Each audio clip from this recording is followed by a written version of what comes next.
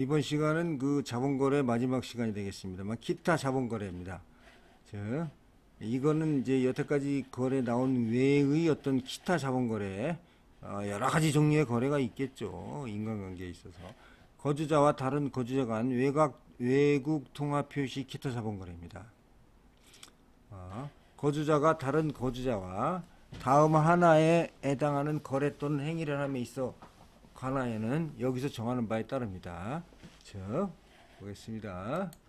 거주자 간 예탁 계약, 신탁 계약, 금전의 대차 계약, 채무의 보증 계약, 대외 지급 수단, 채권, 기타 매매 계약 또는 용역 계약에 따른 채권의 발생 변경, 소멸에 관한 거래로서 외국 통화로 지급받을 수 있는 거래입니다. 이 전부 이 규정에 따르죠. 해당하는 이 거래, 그러니까 이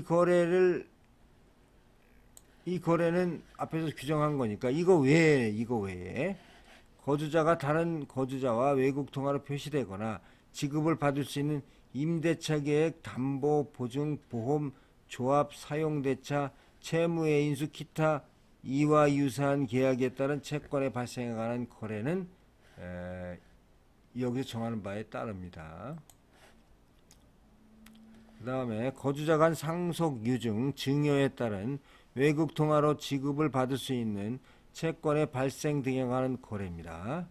거주자가 다른 거주자로부터 외화증권 또는 이에 관한 권리의 취득, 다만 당해 외화증권의 취득으로 인하여 해외 직접 투자 요건을 충족된 경우에는 해외 직접 투자로 바뀌게 됩니다. 거주자가 일에 해당하는 거래 또는 행위로 하고자 하는 경우에는 신고를 요하지 않습니다. 다만 이 1번 거래 중 담보 보증 계약에 따른 채권에 발생하는 거래에 대해서는 채무의 보증 계약에 관한 규정을 적용합니다. 좀 복잡합니다만 이거는 기타 거래이기 때문에 이런 문제가 있을 수가 있겠습니다. 거주자와 비거주자 간 기타 자본거래입니다. 적용 범위죠. 거주자와 비거주자 간의 다음에 하나에 해당하는 거래 또는 행위를 함에 관하여는 여기서 정하는 바에 따릅니다.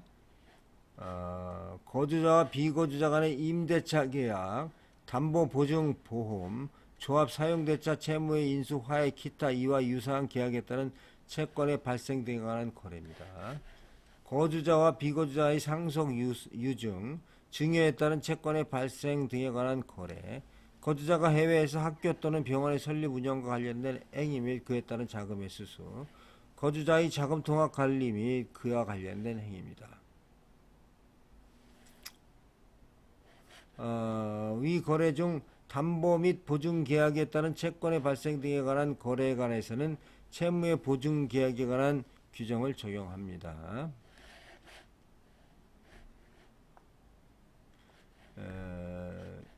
비거주자가 부동산 담보를 취득하는 경우에는 비거주자 국내 부동산 취득 규정을 준용하고 해외 투자에 해당하는 경우에는 해외 투자에 관한 규정을 적용합니다. 신고 외결에 거주자와 비거주자 간에 다음 하나에 해당하는 거래 또는 행위를 하고자 하는 자는 허가 또는 신고를 요하지 않습니다. 한국은행 외국한 업무 취급 기관이 외국한 업무를 영위함에 따라 비거주자에게 담보를 제공하는 거래라든가 신용카드에 관한 현금 서비스 거래라든가 거주자가 물품의 수출과 관련하여 외국에 있는 금융기관이 발행한 신용장을 그 신용장 조건에 따라 비거주자에게 양도하는 경우, 소유권 이전의 경우를 제외하고 국내에서 외항운송 업자와 비거주자 간의 선박이나 항공기 엔진 및 지침상의 주요 부품을 포함해서 이거를 임대차 기간 1년 미만의 조건으로 외화 표시 임대차 계약을 체결하는 경우입니다. 신고 외의 거래죠. 거주자가 거주자의 외국 부동산 취득 규정에 따라 신고 수리를 받아 취득한 외국에 있는 부동산을 비거주자에게 취득 신고 수리 시 일정한 범위 내에서 외화 표시 임대를 하는 경우, 거주자가 비거주자로부터 부동산 이외의 물품을 무상으로 임차하는 경우, 비거주자가 이 규정에 의하여 외국으로부터의 원리금 송금이 허용되는 예금, 신탁, 증권 등을 금융기관 자기 여신에 관련된 담보로 제공하거나 제3자를 위해 담보로 제공하는 경우, 비거주자가 국내에서 법적 절차를 위해 필요한 예치금을 납입하거나 예치금에 가름하여 내국 법인이 발행한 외화증권을 제공하는 경우, 보험에 관한 법령의 규정에 의하여 인정된 바에 따라 국내의 거주자가 비거주자와 외화 통합표 시 보험계약을 체결하거나 외국에 있는 보험사업자와 재보험계약을 체결하는 경우, 해외 건설 및 응용 사업자가 해외 건설 및 응용 사업과 관련하여 현지에서 비거주자로부터 장비를 임차하는 계약을 체결하는 경우, 거주자와 국민인 비거주자 간의 국내 통화로 표시되고 지급되는 거래 또는 행위를 하는 경우, 거주자가 비거주자로부터 상속, 유증, 증여에 의한 채권의 발생 등의 당사자가 되는 경우, 국제 유가 증권 결제 기구에 가입한 거주자가 비거주자로부터 일중 대출, 하루 대출입니다.와 관련하여 담보를 제공하는 경우, 굉장히 많습니다. 읽는데 의의가 있다고 봐야 되겠죠. 기관 투자가가 인정된 거래에 따라 보유한 외화증권을 외화증권 대여기관에 대여하는 경우입니다. 거주자와 비거주자 간의 계약단 3천만 불 이하이면서 부동산 이외의 물품 임대차 계약을 체결하는 경우로서 임차 계약 만료 전에 수출 자유지역 내에서 당해 수출 자유지역 관리소장이 허가를 받아 폐기 처분하는 경우입니다. 거주자와 비거주자가 예탁 결제, 증권금융회사 또는 증권대차 거래의 중개 업무를 영위하는 투자매매업자 또는 투자중개업자를 통하여 원화증권 및 원화연계 외화증권을 차입 대여하거나 이와 관련하여 원화증권, 외화증권 또는 현금을 담보로 제공하는 경우입니다.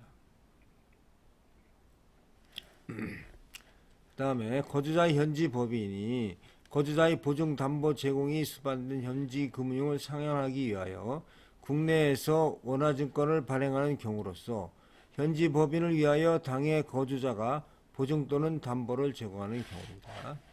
거주자가 비거주자로부터 국내 부동산을 임차하는 경우, 외환 동시결제 시스템을 통한 결제와 관련하여 거주자 회원은행이 CLS은행과 결제 관련 약정을 체결하고 동약정에 따라 자금을 지급 또는 수령하는 경우, 외환 동시결제 시스템을 통한 결제와 관련해서 외국한 은행이 비거주자와 결제 관련 약정을 체결하고 동약정에 따라 자금을 지급 또는 수령하는 경우, 종교단체가 해외에 선교자금을 지급하는 경우, 이런 거는 비영리 법인이 해외에서 구호활동에 필요한 자금을 지급하는 경우, 비거주자가 거주자로부터 상속 유증을 받는 경우, 거주자가 국제기구, 국제단체 또는 외국 정부에 대해 의연금 기부금을 지급하는 경우입니다.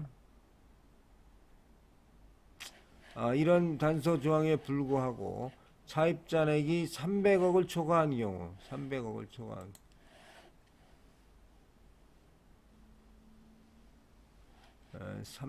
초과한 경우, 초과한 날로부터 최초로 초과한 날로부터 3영업일 이내에 비거주자가 보고하여며 300억은 이제 규정이 없어졌습니다. 300억 초과인 경우에 차입 변동 내역은 매월별 다음달 10일까지 한국은행 총재에 보고하도록 되어 있습니다. 직전 분기말 기준 자기자본 1조 원 이상의 투자 매매업자, 뭐 삼성증권이라든가 NH농협증권 같은 걸 얘기하겠습니다. 투자 중개업자는 외화증권이 차입되어 내역을 매월말로 다음 달 10일까지 한국은행 총재 및 금융감독원장에게 보고하여야 합니다. 신고.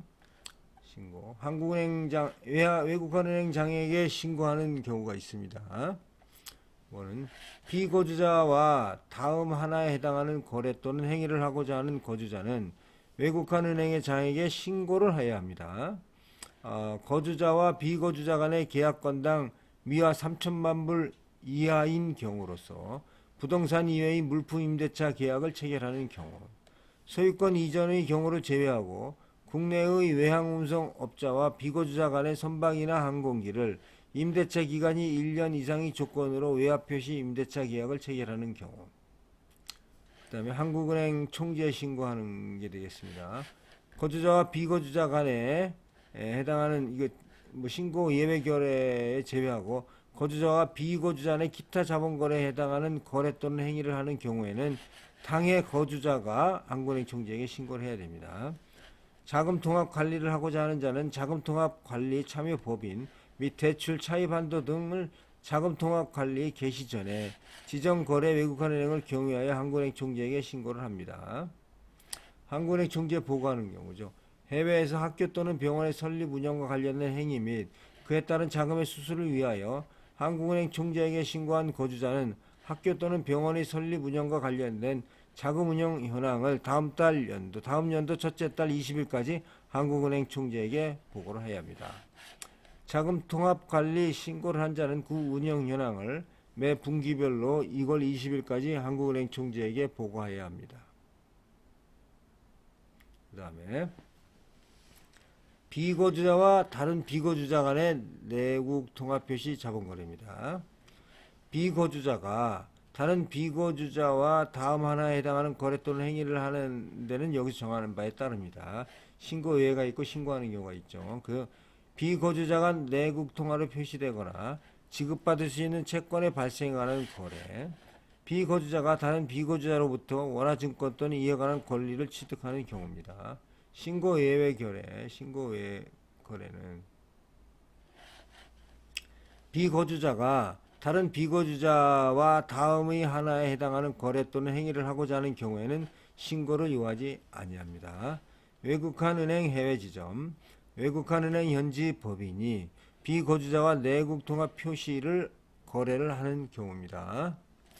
국민인 비거주자 간에 국내에서 내국 통합 표시 거래를 하는 경우, 비거주자가 대한민국 내에서 체재함에 수반하는 생활비, 일상품 또는 용역의 구입 등과 관련하여 다른 비거주자와 내국 통합 표시 거래를 하거나 비거주자가 대한민국 내에서 허용되는 사업의 영위와 관련하여 다른 비거주자와 내국 통합 표시 거래를 하는 경우입니다. 그 다음에 비거주자가 다른 비거주자로부터 인정된 거래에 따라 취득한 원화증권을 취득하는 경우, 비거주자가 외국에 있는 금융기관과 내국 통합 표시 예금 거래를 하는 경우, 비거주자 간의 예탁 결제원, 증권금융회사 또는 자본시장과 금융투자업에 관한 법률 시행령상 인정된 증권 대차 거래의 중개 업무를 영위하는 투자 매매업자 또는 투자 중개업자를 통하여 원화증권을 차입 대여하거나 이와 관련하여 원화증권 또는 현금을 담보로 제공하는 경우는 신고할 필요가 없습니다.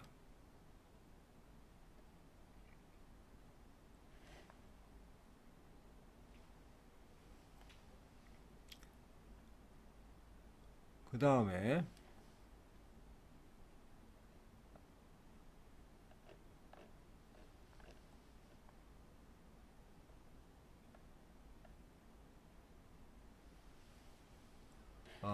외국인 투자가가 외국인 투자 촉진법 또는 외국인 투자자의 국내 원화 증권 투자 절차에 따라 취득한 증권을 비거주자에게 담보로 제공하는 경우,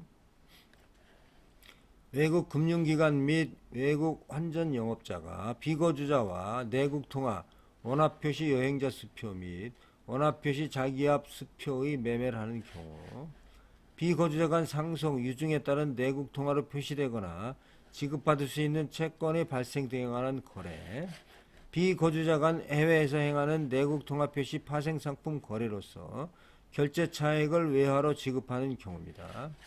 외화 동시결제 시스템을 통한 결제와 관련하여 비거주자와 다른 비거주자 간의 원화가 게재된 다음에 해당하는 거래를 하는 경우입니다. CLS은행과 외환 동시결제 시스템의 비거주자 회원은행 간 또는 비거주자 회원은행과 다른 비거주자 간의 결제 약정, 결제 관련 약정입니다.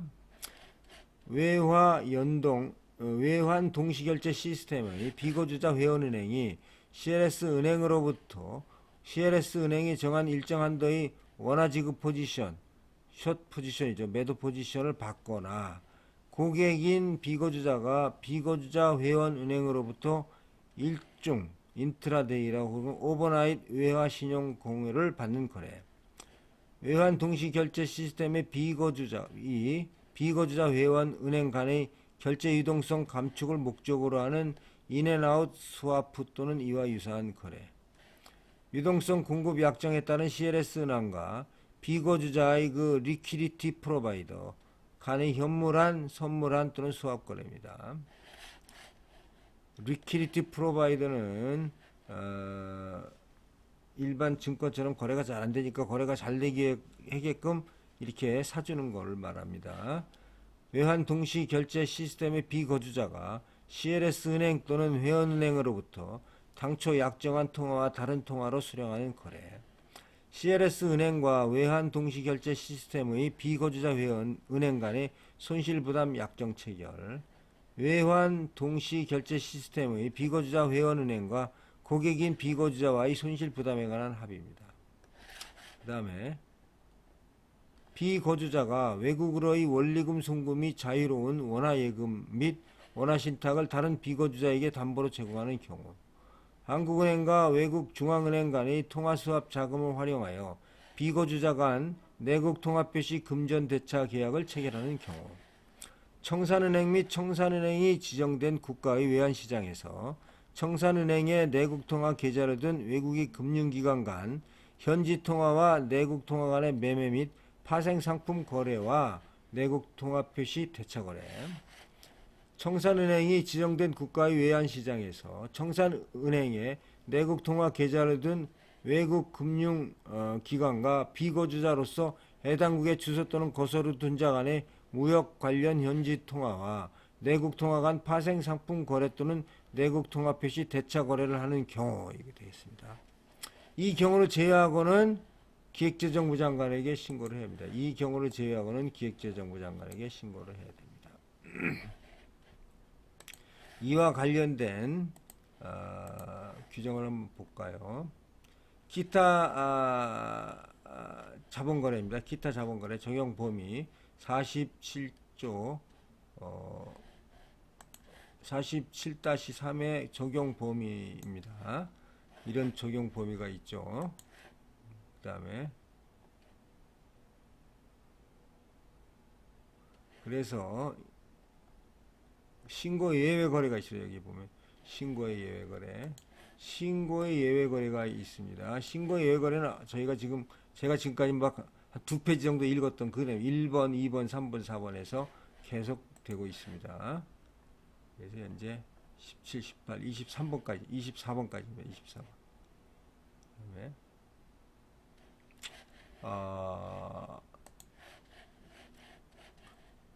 비거주자는 차입 잔액이 300억 초과하는 경우에는 한국은행 총재에게 보고하고, 차입 잔액이 300억 초과하는 경우에는 한국은행 총재에게 그 차입 변동 내역을 또 신고하도록 되어 있습니다. 또 신고하는 경우 외역환 은행의 자에게 신고를 하는 경우가 되겠습니다.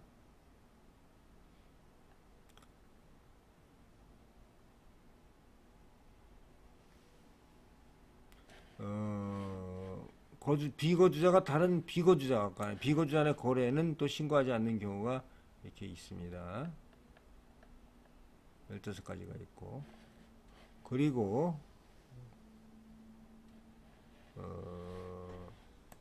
그래서 비거주자가 다른 비거주자와 1항의 규정에 해당하는 경우를 제외하고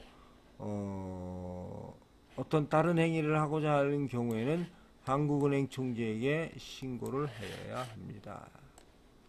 그러니까 여기 15개의 이런 거래를 제외한 이런 거래, 다른 거래는 한국은행 총재에게 신고를 하면 되겠습니다. 간략하게 외국환 거래 규정을 보고 그러면 그 사례가 있는지 한번 볼까요? 선박 임차 시 신고 또는 허가 대상 여부입니다.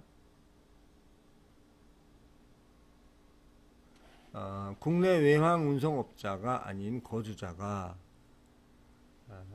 비거주자로부터 선박을 1년간 미화 10만 불에 임차하는 경우 신고 대상인지, 이와 같은 경우 계약 기간이 1년 미만인 경우에도 신고 대상인지, 외화 표시 계약, 내국 통합 표시 계약에 따라 다른지, 근거 규정은 무엇인지, 국내 외항 운송업자의 경우는 어떠한지, 국내 외항 운송업자가 비거주자로부터 선박을 1년 동안 하나 1억 원에 임차할 경우 신고 대상인지, 근거 규정은 무엇인지, 국내에 있는 규정에 있는 국내 외항 운송업자 정의가 무엇인지, 거주자와 비거주자 간의 계약 건당 미화 3천만 불 이상인 선박 임대차 계약의 경우이거나 3천만 불 이하의 부동산 임대차 계약의 경우 신고 또는 허가 절차가 필요한지, 근거 규정은 무엇인지, 계약서상 임대차 기간 기본 6개월 플러스 임차인 옵션 3개월, 선주 옵션 3개월로 한다면 계약 기간이 1년 이상으로 보아 신고를 해야 되는 것인지.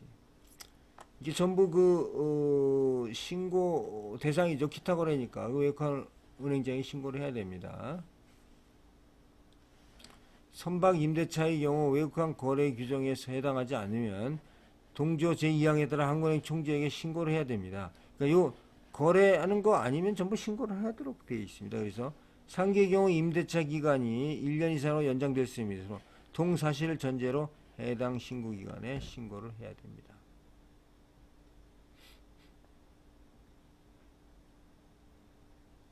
임대차 연장 계약 체결 시 신고 대상 여부입니다. 당사는 해운 운송업체로서 1년 이상 용성 계약을 체결 시 외국한 은행에 임대차 계약 신고를 하고 있습니다. 이와 관련하여 같은 임대인과 연장 계약을 체결 시 3천만 불이 넘어 한국은행의 신고 대상이 되는 건이 있습니다. 연장 계약 독자적으로 3천만 불을 넘었으면 한국은행 신고 대상이 된다는 점을 인지하고 있으나 최초 계약과 연장 계약을 합쳐서 3천만 불이 넘었을 시 한국은행 신고가 대상이 되는 경우입니다. 이거에 대한 질문인데, 최초 임대차 계약의 계약 기간 만료에 따라 거래 상대방과 동일 물품에 대하여 임대차 연장 계약을 체결하는 것은 그 자체적으로 새로운 임대차 기간이 적용되는 독자적인 계약을 체결하는 것입니다. 따라서 외국한 은행 또는 한국은행 총재에게 연장 계약과 관련하여 임대차 신고를 해야 합니다.